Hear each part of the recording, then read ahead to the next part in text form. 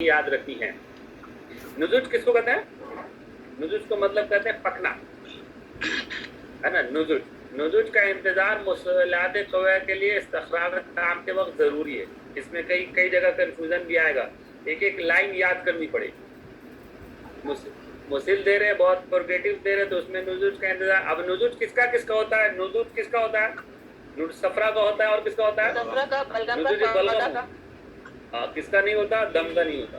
नहीं, दम का नहीं, दम होता है।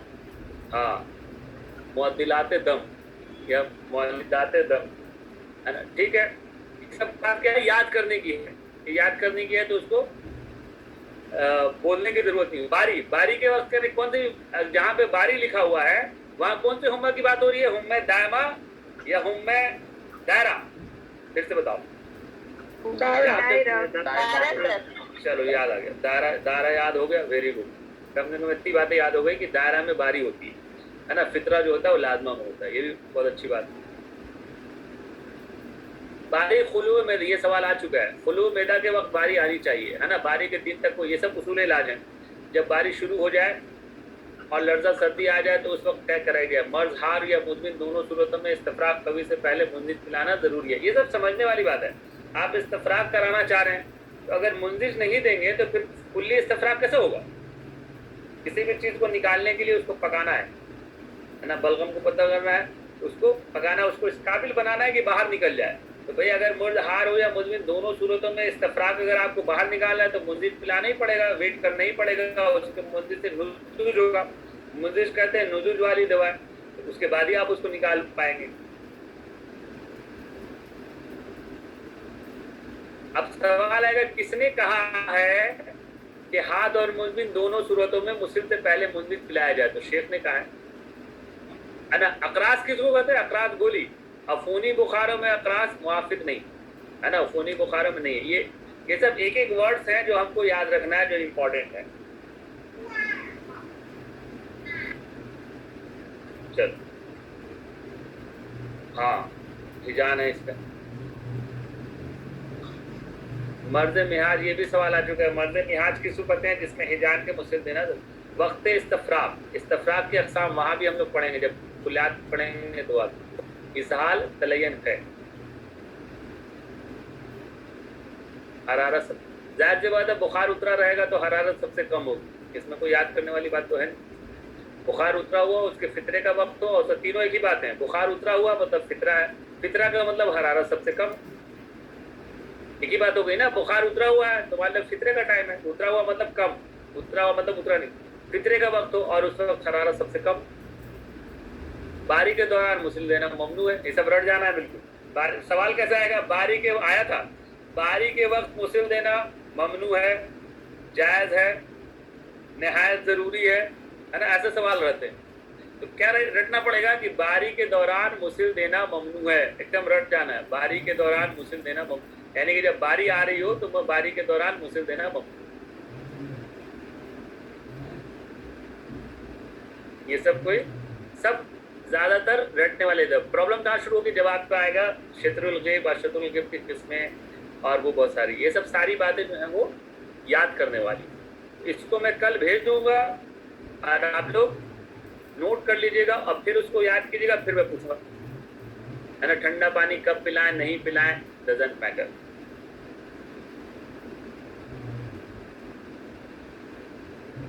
हाँ, ये सब क्या करना है? याद करना है। अब भाई मेरी अहकाम गज़ा, हाँ, ये देखिए कितनी इंपॉर्टेंट। मर्ज की हालत में ये सवाल आया था। मर्ज की हालत में फाका की बर्दाश्त बढ़ जाती है, अवस्थी बढ़ जाती है ना। खाने का दिल कम करता है। मर्ज की हालत में फाका की बर्दाश्त बढ़ जाती है। माउशीर जिसको हम जौ का पानी कह रहे हैं, उसमें तगजिया ज्यादा है। ठीक, ये सब है। इसमें कुछ भी समझाने वाली चीज नहीं है, इसमें सब है आपको याद करना है। इसमें सब जो है याद करना है, इसमें कुछ भी ऐसी नहीं है। अब देखिए यहाँ पे जब शुरू होगा ना कंफ्यूजन, कल से मैं पढ़ाऊंगा उम्मियात सफराइया, यहाँ पे चीजें मिक्स हो जाएंगी और वहां पे दिक्कत क्या मिक्स हो जाएगा? जब हम दायरा वाली की बात करेंगे, जैसे हुम्मे दायरा में चाहे वो गिब लाजमा हो या गिब, अच्छे समझिएगा, गिब लाजमा हो या गिब दारा हो या हुम्मे मोहरिका हो, एक किस्म है लाजमा की, एक किस्म है दारा की, और ये सब सफराविया के अंदर आएंगे। यहाँ से कंफ्यूजन क्या क्रिएट होगा, जब हम बात करेंगे हुम्यात सफराविया, तो सफराविया का मतलब है गिब, और गिब के बारे में जब हम बात करेंगे तो ये लाजमा और दायरा दोनों को कवर कर लेगी। उसमें जो चीज हम लोग अलग अलग याद किया है भाई, जिसमें फितरा आता है, जिसमें बारी आती है, वो तो एक अलग अलग बात हो गई, ये लाजमा की किस्म है, ये है आपकी दायरा की किस्म। लेकिन जब हम हुम्यात सफराविया पढ़ना शुरू करेंगे, कल हुम्यात सफराविया पढ़ना शुरू करेंगे, तो उसमें गिब लाजमा भी आएगा और गिब दायरा भी आएगा, और हुम्मे मोहरिका भी आ जाएगा, तो तीसरा टाइप है। अब सवाल क्या आएगा कि इनमें से कौन सफरावी बुखार है, गिब लाजमा, गिब दायरा, हुम्मे मोहरिका, ऑल ऑफ द अबव, तो क्या लगेगा? ऑल लगेगा।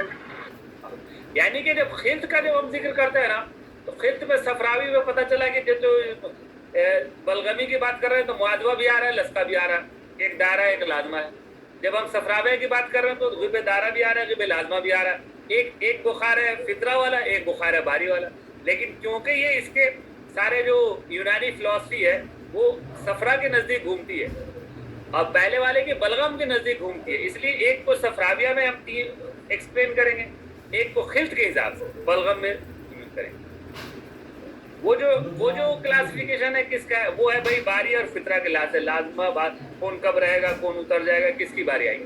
अब जब हम क्लासिफिकेशन करेंगे तो खिल्त के हिसाब से करेंगे, खिल्त के हिसाब से करेंगे तो मिक्स होगा, खिल्त के हिसाब से गिब दायरा भी होगा भाई, सफरावी बुखार कौन सा होगा, गिब दायरा भी होगा, गिब लाजमा भी होगा। दायरा में क्या आएगी, बारी आएगी या फितरा आएगा, फिर से बताइए। बारी। हाँ बारी आती है। Very good very good. चलिए ये बात अब दिमाग में बैठ रही है कि दायरा में बारी आएगी और लाजमा में फितरा आएगा। हाँ, एक में फितरा आ रहा है क्योंकि ये दोनों गिब है, चाहे दायरा हो चाहे लाजमा हो चाहे बरे, इसलिए हम इसको क्या कहेंगे, इसको कहेंगे हम सफरावी बुखार। समझ में आ रही बात? क्लियर है? Yes sir. Good ji sir. Good good very good. अब जब याद प्रॉब्लम दायरा तजारी बुखार है ना, अब उसके बाद फिर हम उसमें एक एक को डिस्कस करेंगे पूरे तरीके से, तो फिर वो दिमाग में बैठता है, लिखना जरूरी है। आज मैं यहाँ तक भेज दूंगा, ठीक है? आज इतना ही काफी है, आज भेज दीजिएगा। हाँ तो भेज ही देते हैं, आज यहाँ तक भेज दीजिए। कोई रोज नहीं है।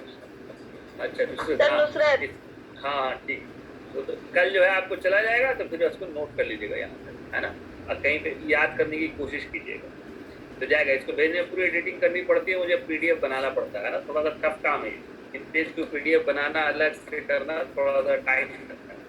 अदरवाइज मैं अगर इन पेज में भेज दूँ तो किसी में खुलेगा ही नहीं, आप लोग तो व्हाट्सएप पे देखेंगे तो दिखाई नहीं देगा, है ना। अगर इसी इन पेज में करके भेज दूँ तो किसी का नहीं खुलेगा फॉर्मेट, ये प्रॉब्लम आती है। उसको पीडीएफ में चेंज करना होता है, कहाँ उठाना है, कितना है काम है, इसलिए कल इंशाअल्लाह भेजेंगे। पीपीटी देख लीजिए, पीपीटी देख लिया सबने?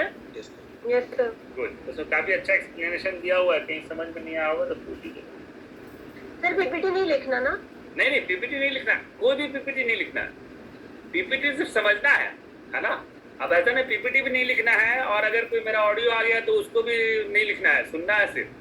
लिखना सिर्फ वही है जिसमें हम लिख देंगे पीडीएफ है इसको लिखिए, है ना, पीपीटी लिखना नहीं, तो मतलब ही नहीं। ऑडियो भेजेंगे इंशाल्लाह इस हफ्ते में, सब सारी ऑडियो मिल जाएगी।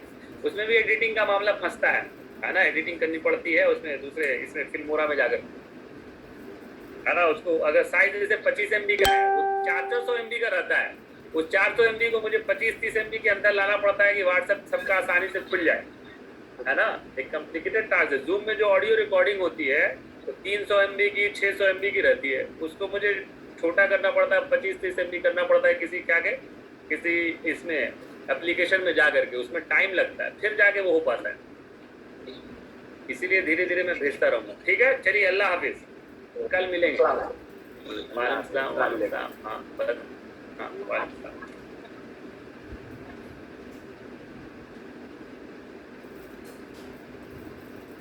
Any confusion ask personally.